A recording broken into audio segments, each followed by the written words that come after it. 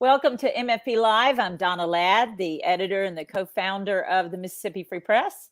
And Kimberly Griffin, as always, is my co-host tonight. Hey, Kimberly, the publisher Hello. and co-founder of the Mississippi Free Press. We are thrilled to be here tonight. We're thrilled to have a wonderful guest.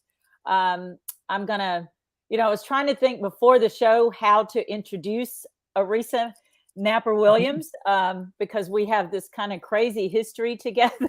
But I thought I would say a couple little things just to kind of set it up, because we're basically here to talk about anti-violence. And Oresa is calling in from New York City. And I met Oresa a few years ago. I was trying to think exactly when. I think I know. But the bottom line is that I have been doing a series of stories for The Guardian and really kind of immersing myself into violence prevention efforts in New York City to kind of try to understand, how cities and experts are approaching violence prevention, particularly gun violence, and especially in Black communities. Where the violence is disproportionate. I met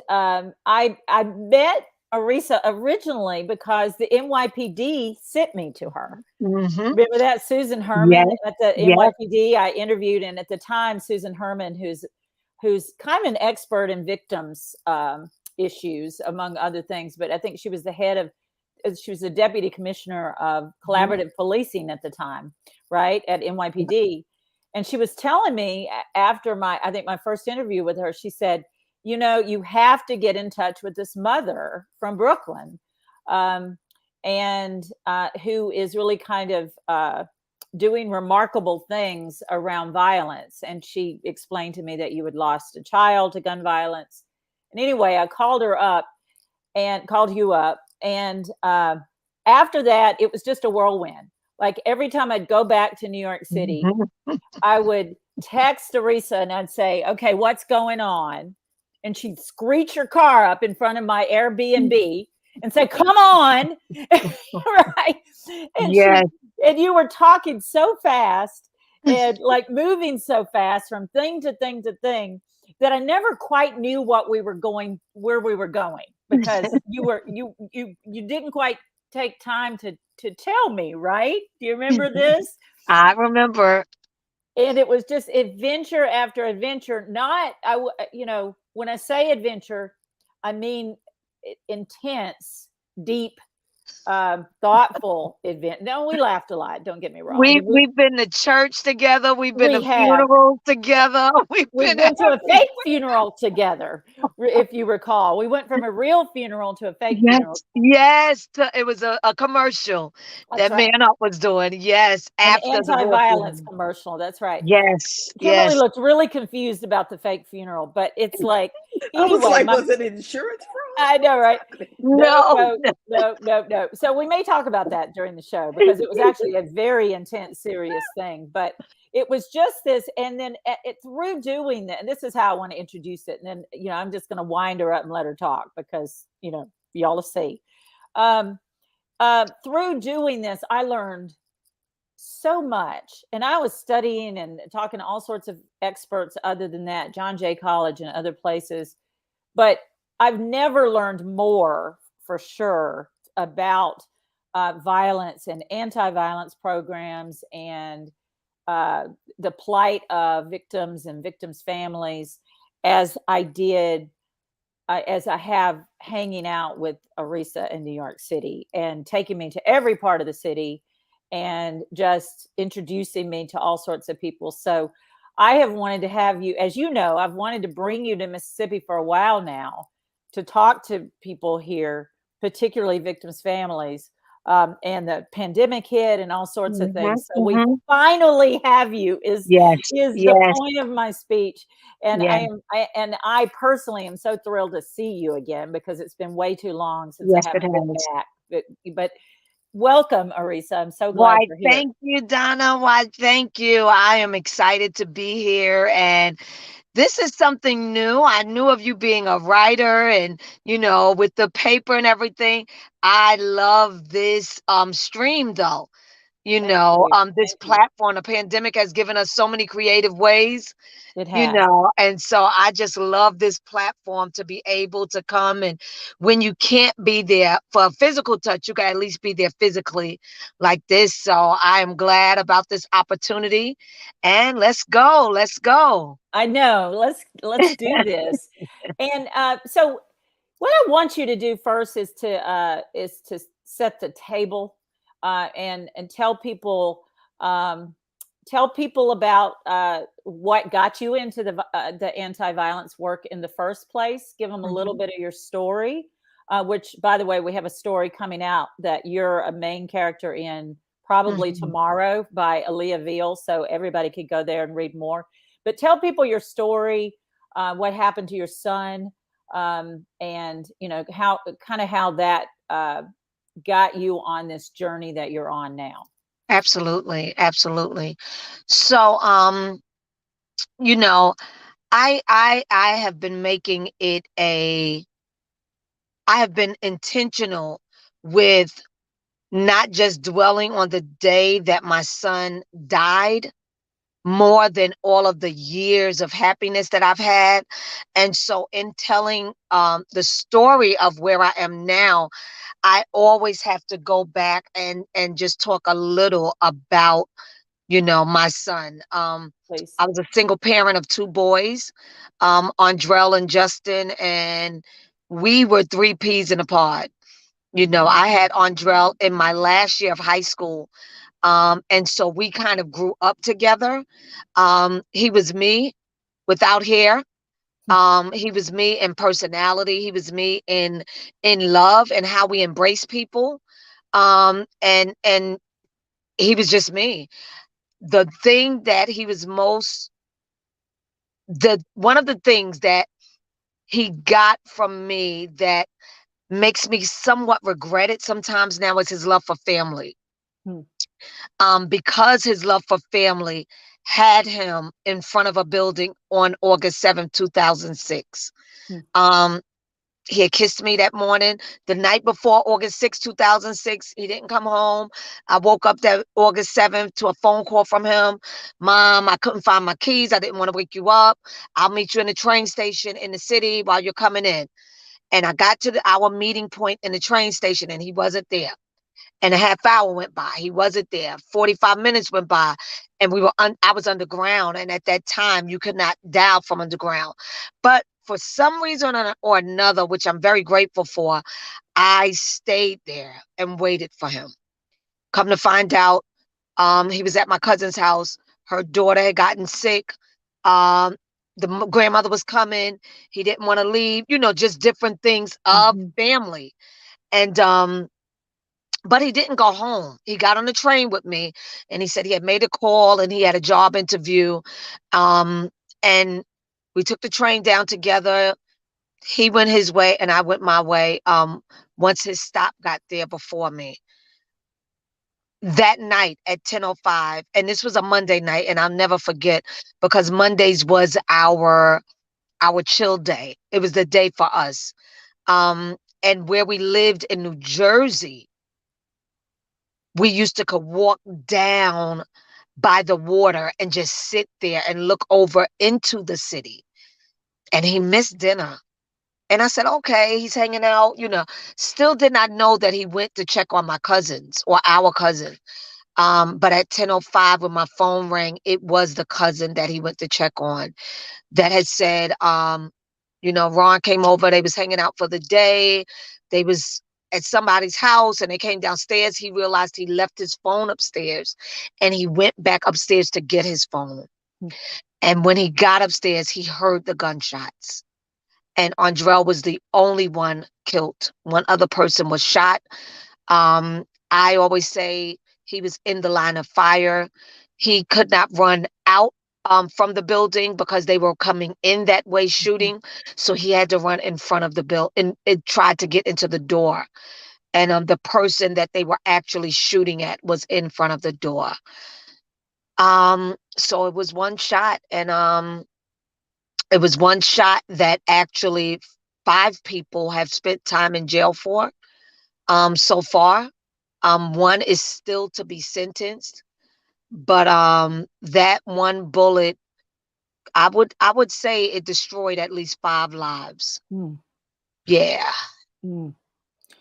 So when I was editing Aaliyah's story today, it was reminding me of some of the things that you told me when we first met, and you were telling me his story.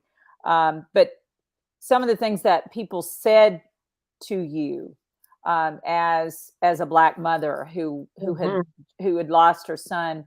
So I would like for you to tell folks the doctor's story real quick, and the detective story. Yeah. You know, and it comes with the stigma, you know, of as soon as a Black young man is killed, you know, it's no empathy, no sensitivity.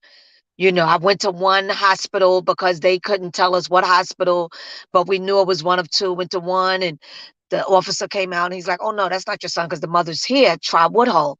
So I get to Woodhull and the hospital is flooded. You know, Donna can tell you I am a church baby, born up in it. That's just my family, you know, outside of my regular family. So the hospital is flooded with people because I come from New Jersey there. So by the time I got there, the word was out. And the doctor comes out and asks me, "Do you know what your son had on?" So I said, "Yes, he had on a white t-shirt, but I think he had another white t-shirt in his bag or something to that effect." He says, "Do you know what your son was doing over here?" And I started to tell him, and then I caught myself. And I said, "Wait, I'm here to find out about my son." And he looks at me and says, "Oh, sorry, we lost him. We couldn't save him." And I think I was talking to Aaliyah, yes, about that yesterday. And the anger that rose up in me, not that my child had, yes, that my child had died, but also the way that I was told. Like I will never forget that. And you know, that's just something that you'll never forget. The way you're told, and just the telling at best. And so we leave there, you know, my supporters, they put me in a car. I go to one of my friends' houses, and I'm there, and my phone rings, and it's the detective.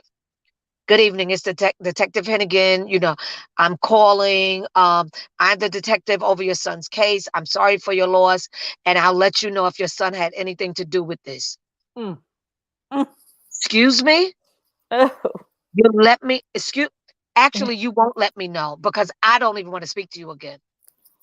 Didn't you hang up on him? Yes, I did, and hung right up on him. And Yeah. every time he called thereafter, a family member answered. Never forget it. Well, and I've told you this before, but it's really bad right now. I mean, here we're going, you know, the pandemic, like a lot of cities around the country, you know, violence is up here, and so we've been doing, including Aaliyah's been doing a series of stories talking to mothers and families who've lost their kids, you know, focusing on, you know, young Black men as victims, right? And this is one of the women here, Shanika Green, is there to the left. And so Aaliyah did this story, and one of the things you'll see in the story, and she's going to be in your story again too. Okay. But I've heard this over and over again. The police here will not like follow up with families. Like they won't, and they can't. There's no mechanism for them to get information. And now I say that about our certainly our Black families. I have a feeling that some of our white families bulldog their way in there and get, you know, get treated differently. Absolutely. But you know, there, and this Shanika lost Tremaine in 2020, and his body was found shot up on the side of a road. And to this day, Shanika can't get information. You know, they had changed the detective and she didn't know it. But this story is so common. And so, you know, of course I think of you because I know I've been, you know, you have invited me in, as you know, into support sessions and Yes. with Black mothers and Yes. and daughters and Mhm. sisters. Mhm. You've had me in with mental health professionals. I mean, Yeah. you know, you just treated me like your shadow there for a Yeah. while. Yeah.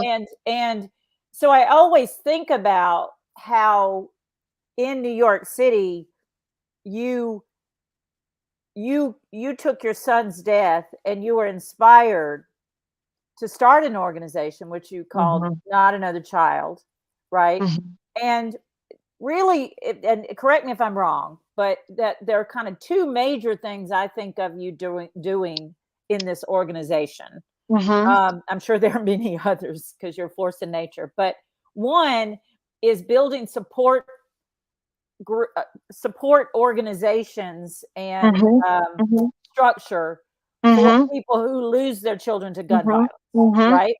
And then Absolutely. the other one, the large one, at least that I know about, is prevention efforts for the kids and for Yes. young people and those things. So, what I want you to talk about first here is talk about that family side of things and Mhm. kind of how you, because it's obviously obvious why you wanted to make that leap after the way you were treated, but it's like, you know, what has that looked like? And I don't know, just talk more about that. Yeah, yeah. So I think that legacy building is so important, you know. And I always tell families it may not be to the extent of which I do it, where it's an organization or anything like that, but just a way that you can keep your loved one's memory alive. It helps in the healing process. It helps get you through those days where you feel like they're no longer with you. Mhm. You know, if you are doing something in their memory, it just helps a great deal. But you're right, Donna, even with those families, you know, helping them build their capacity, Mhm. you know, with what they're doing. It's so ironic. It's taken me a while to get there to doing that a lot more. But even just this Monday, I had about 10 parents on a call that, you know, I had them do their vision boards. I've had them do, you know, write their goals of what they want to do for this year. I have had them go through their events and what they're doing in memories. It could be anything from a balloon release to a candlelight vigil. It can be something virtual. But it could be going to their gravesite. You know, it can be going with me to speak to other people, but helping them to build their capacity. Because what I found that is we as women and as Black women, we do this from the empathetic lens. So we're just doing it because we don't want another mother to be, we don't want any more members in this group. Mhm. You know, so we've been doing it from that lens. Now, while that's good, it's been a hindrance when we try to get funding Hmm. because we don't have data. We don't have sheets of, you know, of who we did. We don't have a synopsis of what we talked about. We don't have any of that. So I've been building them and helping them build their self from the business side. I've always loved business. You know, before Ronnie got killed, I got my bachelor's of business administration. After he passed, I got my graduate degree in public administration. I've taken family development leadership credentials just to try to build my capacity so that people will not only see me as a mother that has lost a child, but also as a woman that is running an organization. And so that's what I've really, really been working with them on, is that capacity building. So I'm gonna take you back about 10 minutes. Okay. So so you said when you said, you know, when your son um died, not only there were 5 people's lives affected. Hmm. Can you Hmm. talk about those 5 people? Absolutely. Absolutely. So not even 24 hours later, um, a young man goes into the hospital with a bullet wound. And so they've already put out, I think it's called APB to the hospitals. If anybody comes with any, bullet wounds or shooting, anything like that, to report it to them, which I guess they do that anyway. But this was a 15-year-old young man. Come to find out, he was one of the shooters. He then told of another young man that had recruited him and had promised him drugs and a gun. I guess to keep him on his life of crime. And so then that young man was arrested.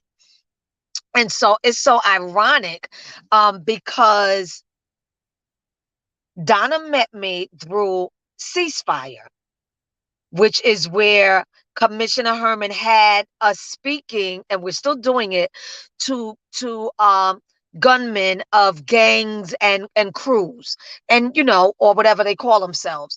And so I'm at a Ceasefire, and I tell my story. And at Ceasefire, you have the assistant district attorney, you have one from the Supreme Court, you have someone from the U.S. District Attorney's Office. And so what's her name? You just said it. Oh, Susan. She comes to me and she says, Oresa, someone went from the uh U.S. U.S. District Attorney or whatever, the feds, wants to meet you. So she introduces me. So he says, what was your last name again? So I said, Napper-Williams. He said, we're working on your case. I said, no, you're not working on my case, because the young man that shot my son is locked up. Actually, the 15-year-old only got 9 years. He may be home by now. The 25-year-old was just coming home from jail, so that was his third strike. He got 25 to life, and he says, no, no, no, no, no, it's deeper than you think. And I said, oh, okay. And Wow. I left it at that. Years later, I got a call. I kept seeing numbers come up, unknown, unknown, and I don't answer unknown numbers, but kept coming up that morning. And then I got a text from my girlfriend, and she says, did you see the paper? And I said, no. She said, I'm gonna take a picture and send it to you. The paper revealed that some gang, they had a crackdown on a gang, and the leader of the gang was being charged with the murder of Oresa Napper, along with another young man. And the article went to talk about Oresa being killed August 7th, 2006. They picked up someone else after the first two in 2007, and that young man was locked up since then. That man turned federal informant on them and brought in two others. So the last one that they had gotten, because he was on the run, was the actual leader of the gang. Never shot a gun, never did anything. All he said, those young men came and said, the young man you're looking for is in front of this building on Tompkins Avenue. All he said was, go get him. And they charged him on that. Wow. And he actually was found guilty, RICO charges, Orsea's murder, another murder, and that was right before the pandemic that he was found guilty. And they have yet to sentence him because the courts are still closed in a lot of ways. It would have been perfect. Actually, his sentencing date was my birthday, September 17th. And they moved it to February. It should have been tomorrow, but they moved it again. So all of them have been, that's the 5. And it does not make my heart happy. It doesn't. And I said it at the first one sentencing, like, none of this can bring my child back. None of it. And it hurts me that 5 young men, 5 for one bullet. And so when I say, 5, it's just it, and then like I wanted to hug his mother because her son was killed, and the young man that they were trying to kill was a retaliation for his brother. So she lost her son, both of her sons, to gun violence. Wow. One to the grave and one to the jail system. Right. So that's the 5. So one of the things that we, and Donna's work that we've been working on is we've been doing something called solution circles, where we sit down with the community and talk to them about solutions for the problems affecting their community. And what day is it, Donna? Oh, Tuesday night we sat down.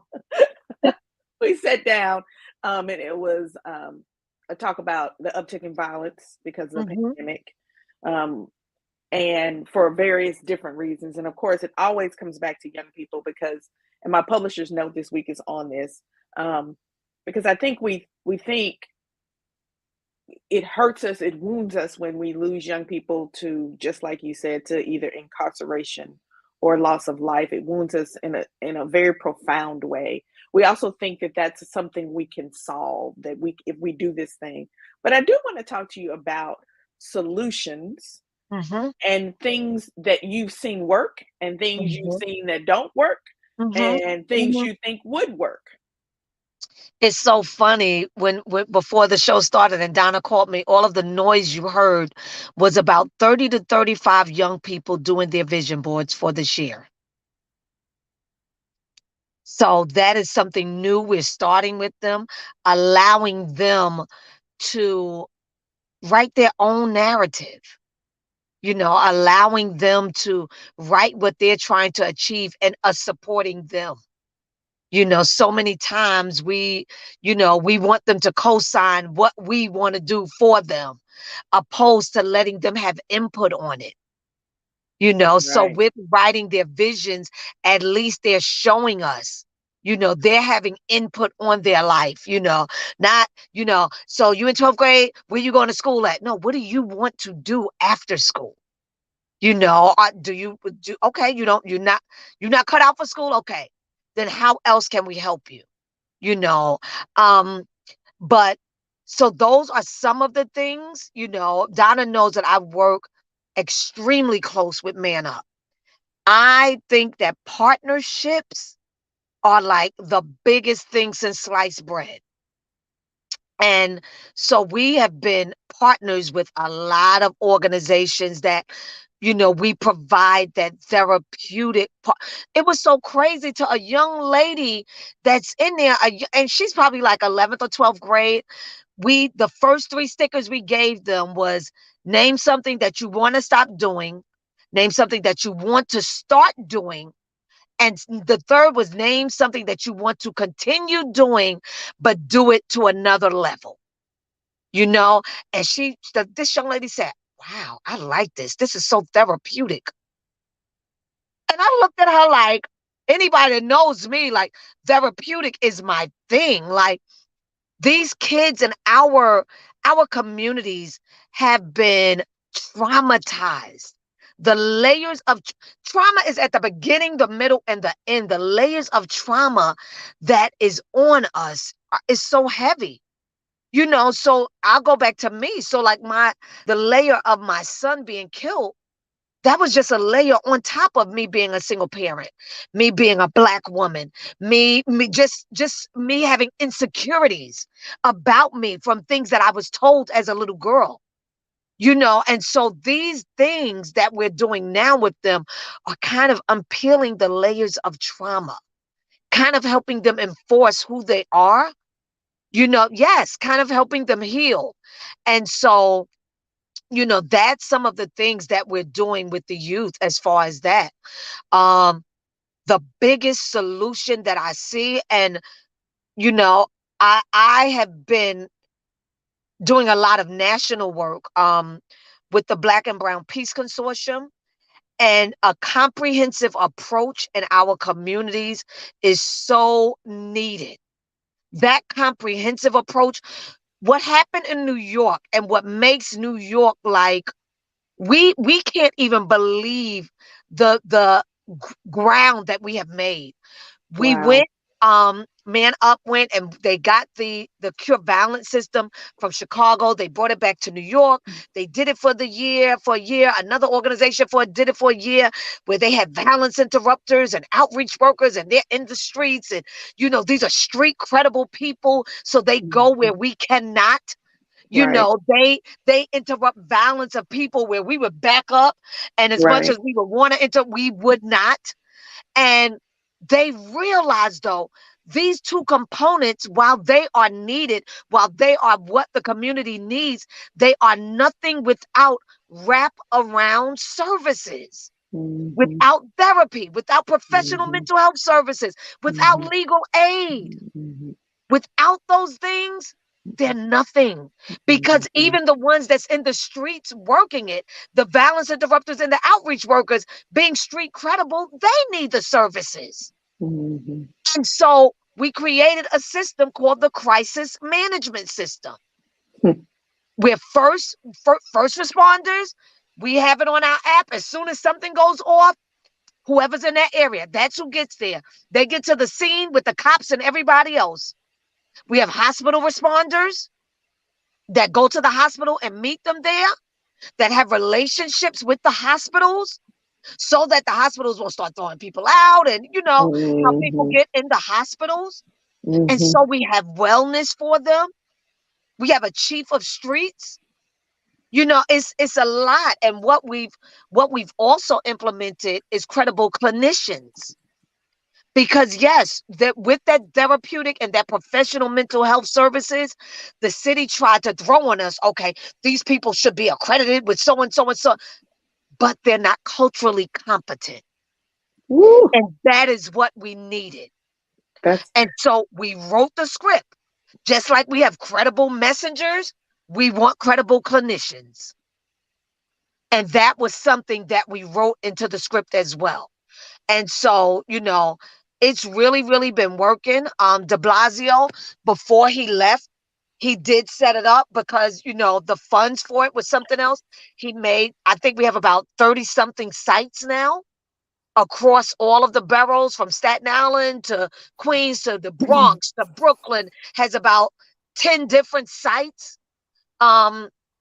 And now that we have Eric Adams as our new mayor, he's doing some phenomenal things with that as well, because they see that it works where it's at. And so their thoughts are to expand the catchment areas, expand them. And so on the national level, working with Anthony from Cities United, working with Dr. Chico Tillman and others that go to these cities and they implement these programs and these models, I am enforcing that every city should have a survivor working hand in hand with the model, because we bring a totally different presence. You guys are bringing one side of the gun and we're bringing the other. But you have to resolve it reaching both sides. So that's a lot of our solutions. Another thing that we've been working on that Eric Adams has enforced is that all of our city agencies do their part with CMS. And so we've been creating a document. What is our needs, even from the sanitation department? My need is that we come together with an agreement of a specific time that you will have our baby's blood washed off of these sidewalks. Because these parents should not have to go back to their buildings and step over their child's remains in their blood. And I had a parent right before the pandemic. Her son died she came out and saw her son rolling down the stairs. 2 days later, she came back so that we can do a balloon release, and his blood was still there. And that is compounded trauma that we are causing on people when it doesn't have to even be like that. And so we have the ability now to work with all of the city agencies, with Department of Education, with Human Resources Administration. with all of them. And if anybody knows New York, we got an agency for anything. Mm-hmm.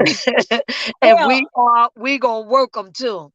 well, and it is, something I have talked about in recent years here a lot.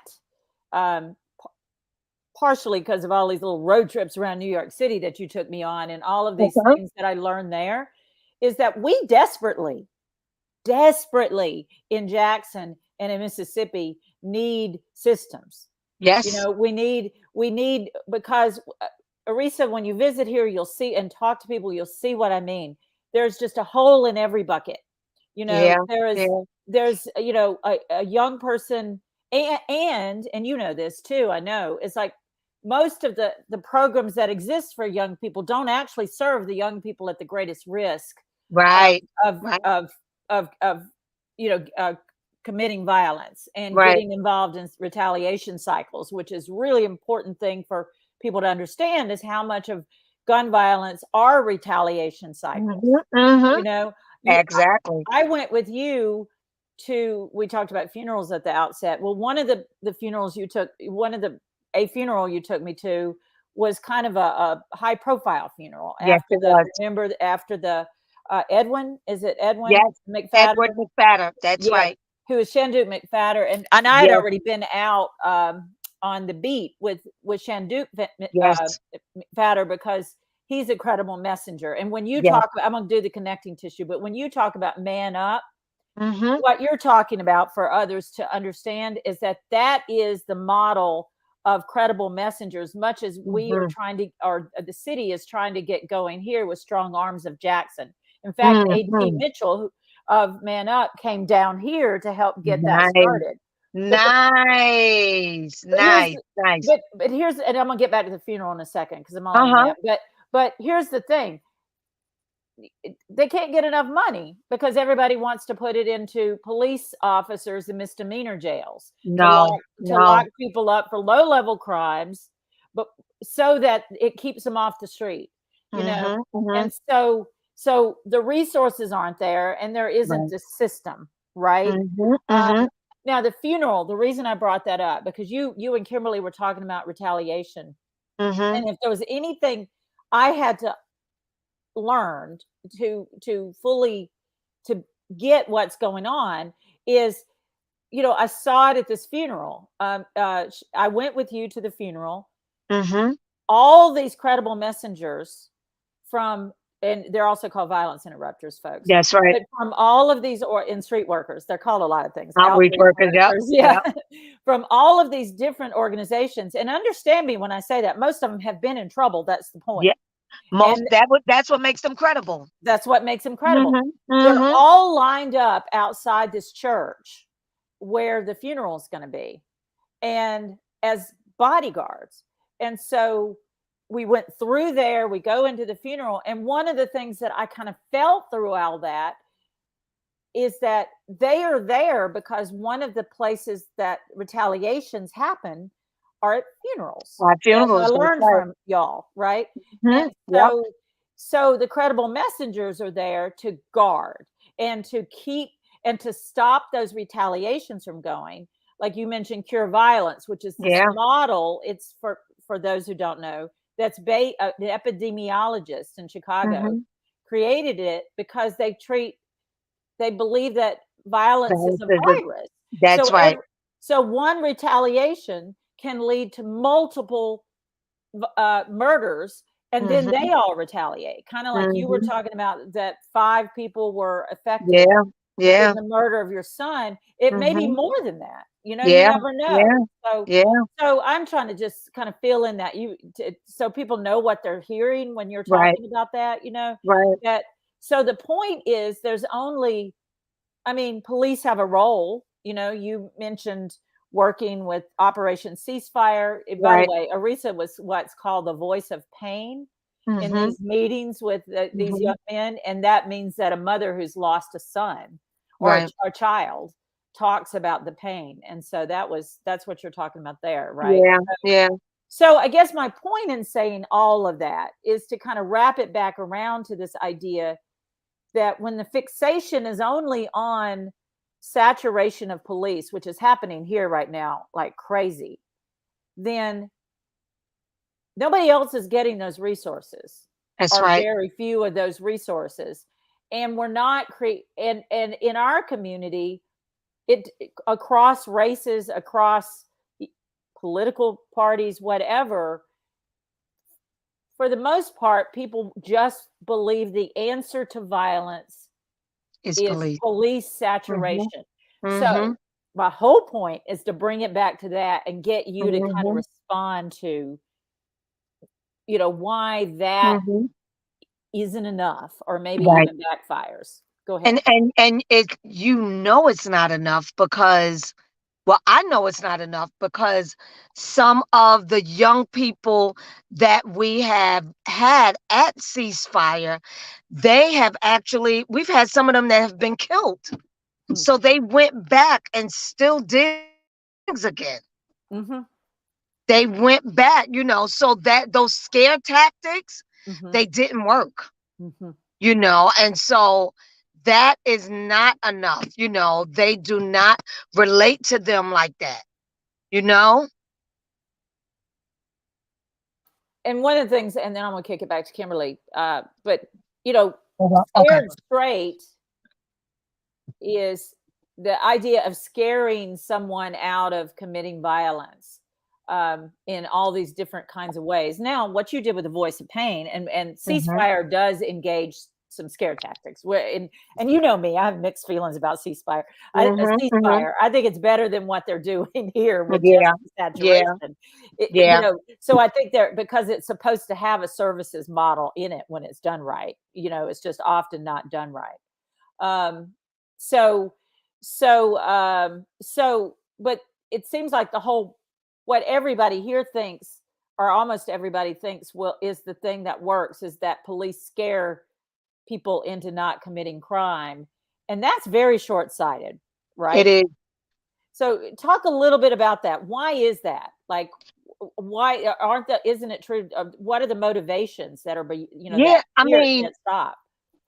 Some of them have even come to me and said, Miss, thank you for being here. It seems like you're the only one here that's not getting paid to tell us this, and the scare tactic is, it's a little extreme because they want to try to scare them.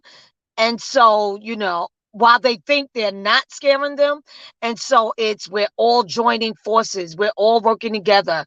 The district attorney, all of the people that's there, the United States attorney, everybody that's there, and so a lot of them, and Donna knows that it's gotten a lot of bad reviews, it's gotten a lot of bad feedback from it because, it just, I don't think it works. I'm not sure at all. You were talking about when you went to the hospital and the entire church was there. For those of you who don't know, Black church people are Black church people are Black church people. If it had been in Mississippi, I mean, I have one time my cousin was in the hospital and the doctor said, "Is anyone else coming? Because I can't talk to any more people. It's gonna have to be a meeting." But that cultural sensitivity is so important. Oresa, are you talking? Okay. That cultural sensitivity is so important across all communities. That's why you need a person from that community, because I don't speak what happens at somebody else's trauma intersection. I don't know what that looks like. And so if you would talk for a minute, we're talking about trauma, and there are sociologists, psychologists, psychiatrists that believe the diaspora, that Black people's trauma are what causes a lot of our health conditions, even when we look like we're okay, because that collective trauma, that generational trauma, is being passed down and passed down and passed down, even when we are healthy, wealthy, and wise, and we look, super middle class. But can you talk about some of the things you've learned? You talked a little bit about things that people said to you when you were a kid, but can you talk about some of the layers, some streams that you've seen go as you've unpacked these layers with our young people? What are some things you're Yeah. hearing from them? What are Hmm. some things you've learned from them? Yeah. The absence of parents, and grandparents raising them, the stigmas that they're faced with, especially our Black young men. The poverty state that a lot of families are in, um, and a lot of them, it's a new, this what is it? Gen X and millennials, they're different, you know, um, and because things can I happen think for, we're Gen X. oh, we're Gen X, so not them, but this younger generation, I'd be so confused with that. This younger generation, I really, it's like, because they know things can happen so fast and they can make it happen that fast, that they are the least concerned about a lot of things that we have actually been concerned about, and so their layers of trauma is more, just family things, family cycles. That's a lot of their trauma, the generational curses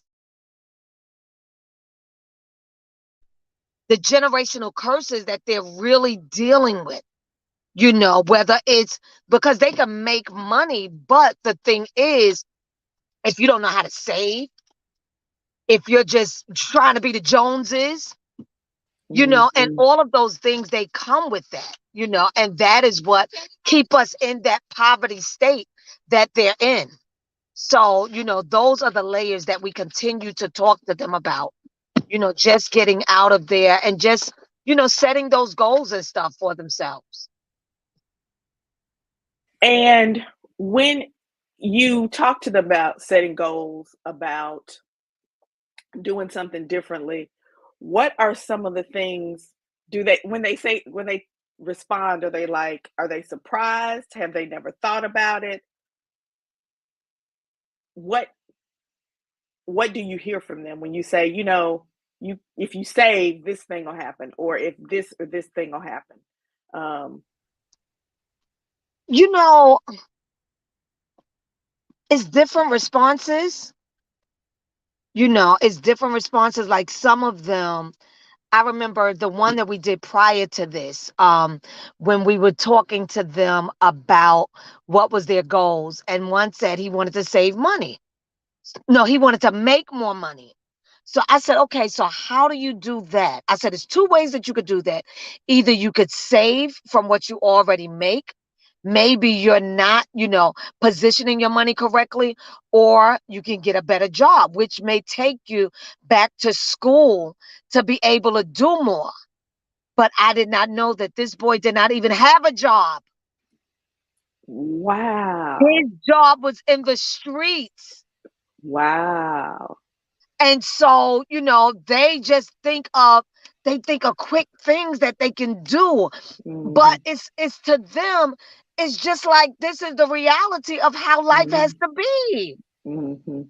Mhm. Like, this is what we have to do to survive. And even Mhm. thinking about the court case, the federal court Mhm. case, Mhm. the young man's lawyer started off the trial with saying, I am defending so and so. He is from Marcy Projects, where Jay-Z is from. You know Jay-Z, the rapper. And even Jay-Z talked about having a gun in the closet. And, these young men face these plights every day. And so they have to have on their bulletproof vests. And like, this is Wow. just the lifestyle that they have to have. And it was so disheartening to hear somebody saying that. Like, we don't have a Wow. choice. And Mm. so with us, it's putting the choices before them. Mhm. Like, you Mhm. can never say that nobody gave you an option. Mhm. Because one thing that I keep telling them is that you can pick your action, but you can't pick your punishment. You Mhm. can't choose your Woo. punishment. Mhm. So choose your action wisely. Mhm. Because the punishment, nah, that's out of your hands. Right. That is out of your hands. So, it's It's, just, and then even after we do things like this with them, they have the outreach workers who actually stay on them and work with them. Mhm. So it's not just doing this one thing and then just leaving them for themselves, but it's, Mhm. after you put the vision on the board, we actually have documents that will Mhm. help you, right? Okay, so your vision was that you make more money. So your goal is to what? To Right. increase the money that you have, Bob, what and why? So the Right. packet says your goal, why? How do you Right. want to, and how can you do it? And like gives you clarity. Because a lot Mhm. of times when these things are just in your head, you really can't, think it out. You can't think it out. Uh-oh.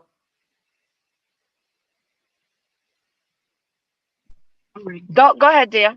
Oh, no, we Oh, couldn't hear you for a second. Are you done, yeah, Kimberly? I am. Well, we're getting close to the end of the show here, but there were a couple things I just wanted to put a fine point on. One is that I mentioned this fake funeral at the beginning of the show, and I Mm-hmm. kind of feel like I need to explain that for people just a little bit, but I want to use Right, it because as Kimberly thought it was for insurance. yeah, and I have the pictures for that, the whole thing. But basically, Oresa, after Edwin McFadder's funeral, she ran out. She had all these credible messengers around us, and she said, "Okay, we got to go to this other funeral home." So I said, "Okay."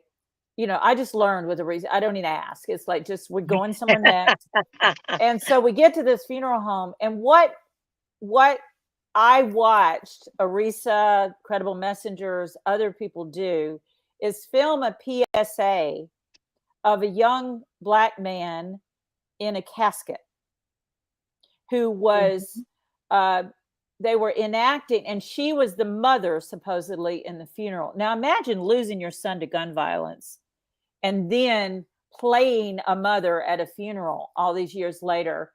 And I'm telling this story to say that what I observed in New York City around you and so many other people, especially the credible messengers, is just this fire in your bellies to do anything that might stop gun violence, Mm-hmm. including a PSA where a young man sits up in a casket. It was a bizarre commercial, I can tell you this, Yeah, but it was. but but it was intense, and that's kind of what I want to say to people. It's like there's so many people out there who are doing a lot of different things and just trying things like Operation Ceasefire, that you were doing that, all of Mm-hmm. your other work, your meetings. I have a photo that I think might be about to appear on the screen that I found while you were talking there, Risa. This is, Mm-hmm. if it's popping up, this is, remember this Oh, I see it. Yes, yes, yes, yes.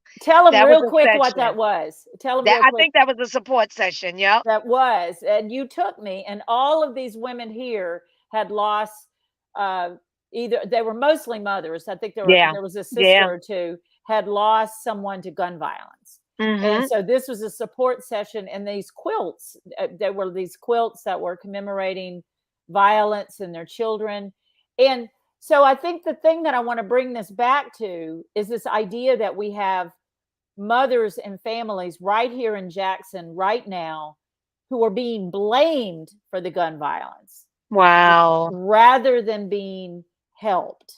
Right. And Right. so I think my last question for you, kind of as we start to take this out, is what would you say to them, and Mm-hmm. and what would be the first step or two to them starting to get organized in some way so that they can have these kinds of support groups themselves? Yeah.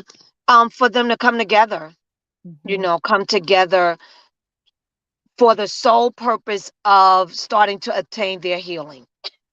You know, other things may come along as far as work and things for them to do in the community and things of that nature, but their sole purpose should be for their healing, because they can't go out and save the community if they're not healed or at least on the road to it. And then going out will help them on that road. But my initial purpose for the support sessions was that, and still is that, to have a safe space for people to come to without stigmas, with whether your child was in a gang, whether it was intentional, whether, it wasn't intentional, whatever it was, but just to come together as mothers or family members, that has lost a loved one in that manner. Well, and that was one of the things that struck me the most attending those sessions with you, was your messaging that it doesn't matter why you lost Exactly. your child. You Mhm. let go of the guilt, Mhm. let go of the stigmas and all of those other things, and heal. That's right. And I watched you in action for hours, and I'm blessed that you allowed me to Good. follow Good. you around to do that. But because to observe that and how, and it changed, it really affects your way of thinking. So, one of the things that I think, one of our messages that we try to get out there through our reporting in this community is Mhm. that there are different ways to look at violence and to prevent it, rather than this blaming of mothers for not doing enough, or mothers Yeah. who work Yeah. 3 jobs, Yeah. who aren't doing enough, and trying to just sweep all the young men into jail. That's right. It's, That's right. there are other ways to do it. Some So can be helped, some that's right. can be helped, and That's then the right. others that can't be, jail is there for a reason, That's right. That's right. so yeah, it's A no blame prison. game. Yeah, right, Yeah, prison. yeah, Because here that's they'll right. keep them in jail for years at a time without a trial. So that's not it. Wow. Yeah, it's bad. It's bad. Wow. Wow. But so what I want to say to everybody, we could go on. We could talk for days. And I'm coming to New York Mhm. City soon, by the way. So Good. we're I gonna can't get wait to out, and see you we again, Donna. I know, I miss you Yes, so much. But we're gonna yes, get same out. here. I love you to death. I can't wait to I get love you back. too, dear. I can't wait. But what I think the message here is, I think, to think wider, and deeper Mhm. than we're doing. And I also want to, as soon as we feel like it's safe enough, I still want to get you down here. I'd love you to meet with some of the mothers I and would some of the love it. people here. Yeah, Yes, just I talk would to love them, it. and maybe we can get some of that Oresa energy going on down here, because there's plenty to go around, y'all. I'm Yes, telling you. yes, it is. It is. I'm passionate about my work and I about know what I'm you are. doing. Yes, I told Kimberly ahead of absolutely. time that you're a force of nature. That you always remind me of Brooklyn meets the South coming Boogaloo the together. South, right, right. That's right. That would be I. I That would know. be me. I know. So to everybody else, we do have a story that should be out tomorrow by Aaliyah Veal that's got a whole lot more Oresa in there, and her thoughts about various kinds of solutions. Aaliyah did a beautiful job. She's got a tough editor on this because I know Oresa so well, but she did a beautiful job. Please look at that story, because Nice. it's all about a solution story. So I want people watching this to read that, to think about it. Like I said, we're going to bring Oresa back. We've also got other stories in the package. Coyote Crown has been doing great work. His story on the strong arms of Jackson, our credible messengers, that's a remarkable model. And y'all heard Oresa talk about this and how they've spread Mhm. across the city, and these guys and women, it's not all men, come together, and they interrupt retaliation, they prevent Yes. it, they do all sorts of things.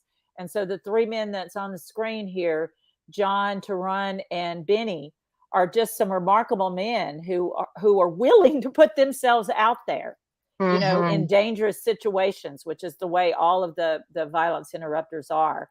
So please pay attention to this program and what they're trying to do, because it can sprout many legs, as Oresa Yeah. has Yeah. explained to us today. So give us one last parting comment, Ah, Oresa.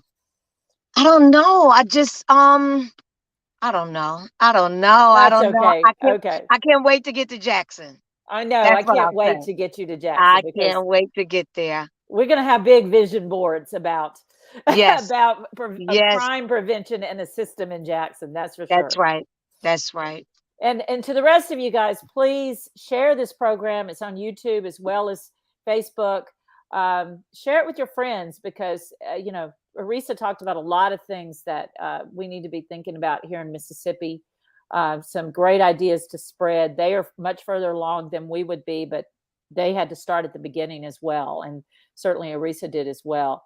Yeah, definitely. And let's see, we're off next week. We've got a great series of programs coming in March.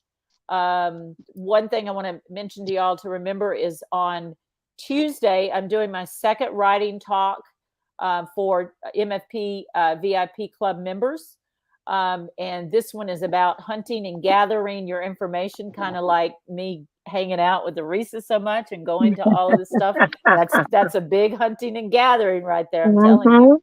And a great way to make dear friends. And so that's going to be on Monday. That's open to all MFP VIP club members, and you can become a member for as little as $10 a month. And also, we're a nonprofit media organization, so please donate. Give anything you can to help us grow what we're doing here in the state of Mississippi. Do lots more stories. And report a lot more solutions. And you can do that as on the screen, mfp.ms/donate. So I think that's our show tonight. I really appreciate you guys being here. Thank you so much. Kimberly, as always, is a fabulous co-host. And I can't wait to see you soon, Oresa. Same here. Good night. Same night. here.